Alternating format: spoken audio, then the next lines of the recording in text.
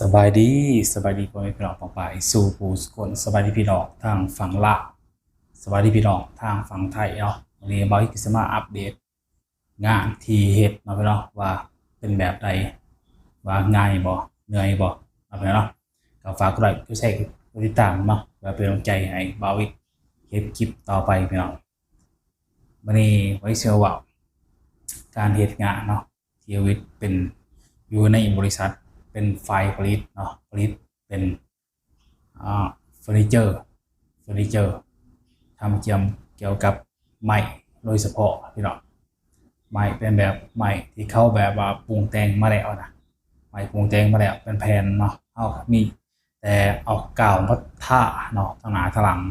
แล้วก็แผ่นโดมินีติดเนาะงานเขาใส่กาวท่าเนาะแล้วก็มีสำหรับเนี่ยพี่น้องท่ากาวแล้วก็จะมีใบเนี้ยลงมานะให้เฮาเฮ็ดเนาะตามออฟฟิศเขาส่งมาว่าเฮานี่ต้องท่าใหม่ตัวใดติดแผ่นตัวใดเนาะติดแดวแล้วก็เอาไปหนีบแดวแล้วก็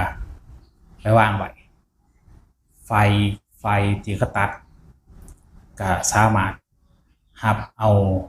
อยู่ในออฟฟิศกันนะก็จะส่งเกียร์มาอีกทีหนึ่งเป็นไฟตัดต่างหากเนาะก็เป็นไฟเดียวกันเนี่ยที่ไว้ติดใหม่กับเอาไปตัดเนาะตัดตามที่เขาออฟฟิศเขาส่งกระดาษมาว่าตัดกว้างเท่าไรยาวเท่าไรเนาะไล่ยาวไล่สั้นจะติดตามที่เขาสั่งมาตามโลกาเขาสั่งมาเลยเนาะตัดแล้วก็ส่งไปบอลอื่นส่งไปแผนกอื่นเป็นแผนกเจาะคุดซีหูอย่างต่างๆลวดลายอย่างต่างๆนะเป็นหูเป็นอย่างแล้วก็ติดขอบแล้วก็ส่งไปพอที่เขาตรวจสอบขนาดเซฟก็ส่งไปไฟที่เขาจำหน่ายเป็นไฟที่เขาแพ็คส่งลูกค้านะพี่น้องเป็นไฟที่เขาแพ็คแล้วก็จะเอาขึ้นรถส่งลูกค้าประมาณพี่น้องแต่ว่าเห็นมันก็เมื่อเป็นส่ว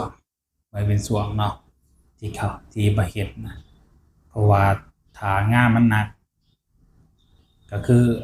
ย่อใหม่เป็นแผ่นประมาณ2 เซนกว่าเนี่ยพี่น้องที่มาติดกาวก็ตัวนี้ก็คือหนักเนาะทางานมันลายงานมันลายเลยพี่น้องมันเป็นสีหน่อยเลยเนาะกล่องทอมหัวเอาโลโปรดิกขนมาเนาะแล้วแต่ออเดอร์แล้วแต่ลูกค้าก็สั่งกันเนี่ยเนาะบางมือก็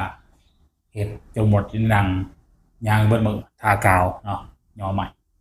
เด็กกาบางมือมากกะบ่มีผลงานเนาะเห็ดยอกเงี้ยตัดไฟบาวิท6 โคตร7 โคตรหมดแหละเนาะทางงานมาหน่อยแล้วก็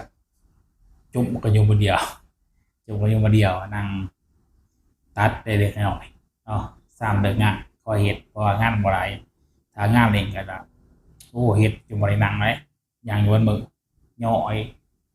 อปีนขนาดท่ากาวอะไรเนาะแล้วก็ย่อให้ไฟตัดก็อยู่ตรงข้างกันเนี่ยตัดใหม่ให้เขาข่าวๆกับประมาณนี้เนาะอย่างก็สื่อสารกันว่ามันมีคนพม่าเฮ็ดนำหลายคนอยู่6 คนฝ่ายวาวิทพม่า4-5 คนนี่แหละเราไทยบูเรื่องเนาะใช้ภาษามือนี่แหละบอกมันก็เข้าใจกันแต่ว่าก็ยังยากแน่เนาะการสื่อสารการเฮเวียก็เบิ่งเขาเนี่ยอาศัยเขาบอกอะไรก็บ่เป็นพวกเขาบอกพี่น้องพวกเขาบอกเลยบอกก็มีกันแต่ละวันแต่ละทีมันก็มีของไผของมันเนาะเขาก็บอกกันเองตัวบ่ได้บอกแน่เขาก็เฮ็ดเองเฮ็ดไปเนี่ยตามที่เราเข้าใจเราเห็นเขาเฮ็ดเขาก็เฮ็ดตามเขาเนี่ยเนาะวันนี้เรื่อง เงินเดือนสวัสดิการต่างๆบริก็อธิบายไปเนาะคลิปทีเดียวมันก็เป็นแบบข่าวๆไปนะบ่ทันได้ว่า100%เนาะบางคนก็ให้ข้อมูลมาว่าให้เบี้ยเงินขยันในเดือนทำอิฐเนาะ300เดือนเดือนที่2ถ้าเอาไปบ่สายบ่ล่าบ่หยังอะจะได้ขึ้นเพิ่มเดือนละ100พี่น้องจากเดือนทำอิฐ300เดือนที่2ก็จะได้400เดือนที่5เดือนที่3ก็จะได้500 600ก็ว่ากันไปตามระยะของเดือนที่เราเฮ็ดตัวอย่างว่าเราเฮ็ดเดือนที่2ได้400เนาะเดือนที่5มาเราผัดขาดบางครั้งอาจจะนับไปอยู่ที่300คือเก่าเบี้ยเงินขยันเราเนาะตามที่เราไปบ่สายไปเสาร์เนาะกับตรงเวลาอย่างประมาณนั้นนะเนาะเบี้ยขยันก็แต่ว่าสวัสดิการอื่นบริการผู้ข่าวที่อธิบายไปเดียวคลิปทีเดียวเนาะแล้วก็ยังมีประกันสุขภาพอย่างต่างๆอีกตอนนี้เขากำลังดำเนินการในวาวิกอยู่เนาะวาวิกคือยังไม่ทันได้รู้รายละเอียดในการเปลี่ยนนายจ้างคือยังไม่ทันได้รู้รายละเอียดแต่ว่าเขาเอาข้อมูลเข้าไปคนเดียวเนาะแต่ว่าก็กระจายอีกคนหนึ่งที่เขาเห็นที่เขาไปติดต่อหามันเป็นบริษัทด้วยกันเนี่ยเห็นอีกต่ออีกทีหนึ่งนะมันก็ใช้เวลานานพอสมควรกว่าสิไล่เอาไปเนาะแต่บางทีก็จะมาอัปเดตอีกทีหนึ่งว่าเปลี่ยนนายจ้างแบบไรมาจะไรนะเนาะสิเสียเงินไรเป็นไรเขาหักแบบไรมาจะไรเนาะแต่ว่าเขาบริเบาเรื่องค่าใช้จ่ายต่างๆเขาบริบอกอีกฝั่งเนาะครับมีแต่ติดตามตอนต่อไปพี่น้องว่าจะเป็นแบบไรมาจะไรเนาะการง่ายๆปกติจะนึงเพราะว่าเขา8 โมงเขา12 โมงเขาก็พักเที่ยงพัก1 ชั่วโมงเนาะเขางานกับบ่ายโมงเลิก5 โมงส่วนไรจะมีโอทีพอโอทีเนาะแต่ว่าไม่ยังประเทศโอทีเลิก5 โมงเนาะแต่ว่าอาหารค้ามันก็โทรเอาสั่งเอาเขาไปกินเวลาเขาเห็นโอทีเนาะ5 โมงลงไปประมาณนั้นพี่น้องสั่งเอาอย่างไรเขากินตอนทำโอทีเนาะเขาบริเวณเขาตอนทำโอที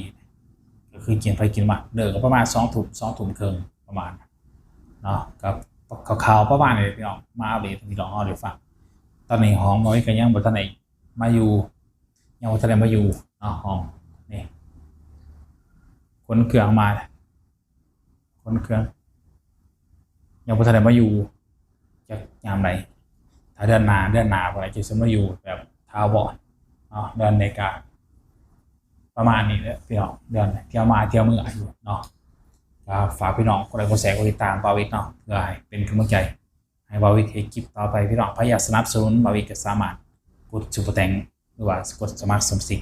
เพื่อเป็นกำลังใจนะพี่น้องพอกันคลิปสบายดี